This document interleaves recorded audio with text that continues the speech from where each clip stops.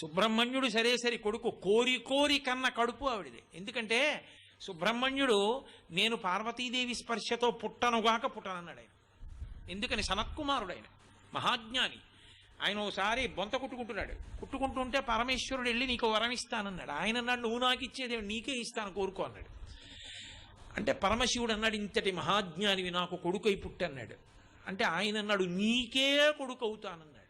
అంటే పార్వతీదేవి ఏమిటి నీకే అంటే ఏమిటి, నీకే అంటే నాకు కూడా అంది.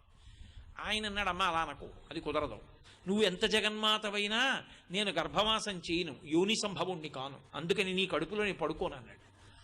అదేమిట్రా నాయన నీ వంటి వాడు నా కొడుకు కాకపోతే అలా అవ్వవలసిందే అంది ఆవిడ. అయితే ఓ రాజీకి వద్దాం, నువ్వు ఒకనకొకప్పుడు శరవణ తటాకంగా రూపాంతరం చెందావు నీటి సరస్సుగా హిమాలయ పర్వతం మీద, అందులో పడి బయటకు వస్తాను, అందుకని నా పేరు శరవణ భవ. ఆయన మంత్రం కూడా అదే.